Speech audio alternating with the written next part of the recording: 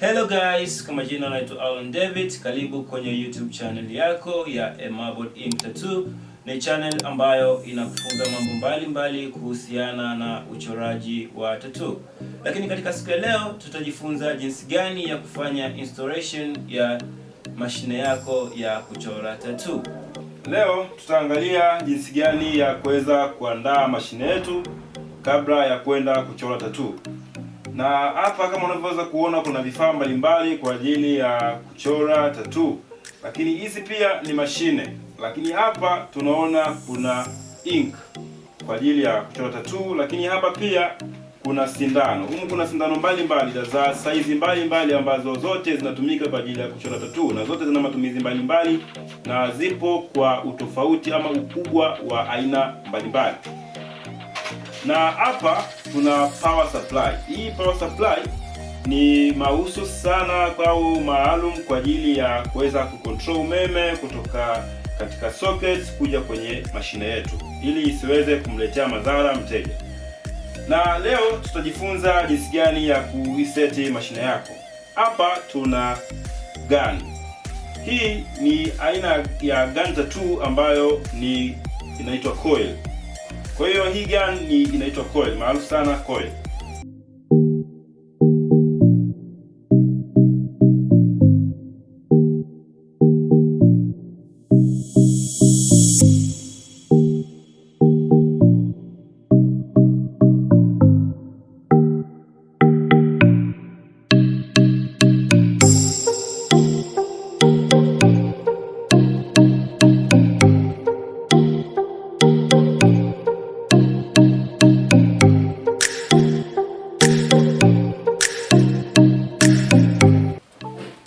Hii ni power supply kwa ajili ya kupunguza ukubwa wa umeme unaotoka kwenye socket kuja kwenye mashine yetu ili mteja asiweze kupata madhara. Na hii ndio power supply yetu kama unavyoweza kuiona.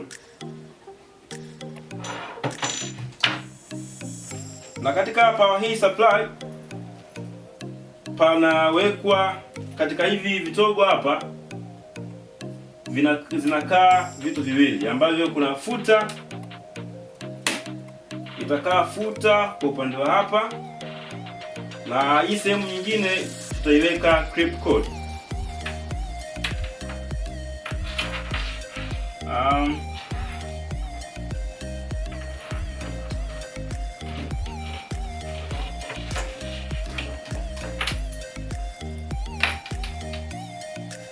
Kwa hiyo hii ndio futa. Hiki kinatumika kwa ajili ya ukikanyaga, ina maana unaruhusu mashine yako kuwaka. Kwa hiyo hii futa itakaa upande huu wa kulia, na inatakiwa unapoweka chini basi ikae kwenye sehemu ambayo labda umeweka na karatasi. Lakini pia katika upande huu mwingine, upande wa kushoto, itakaa kitu kinachoitwa clip cord. Hii ni clip cord. Hii inakuja moja kwa moja katika mashine yako.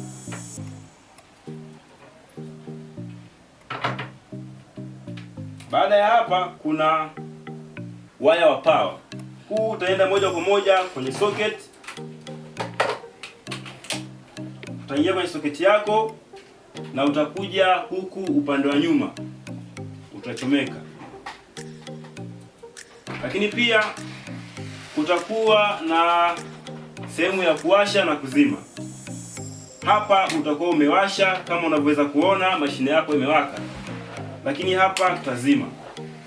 Kwa hiyo baada ya kuhakikisha kabisa kuwa umeshaichomeka mashine yako vizuri, umeshaweka clip cord na futa, sasa ni wakati wako wewe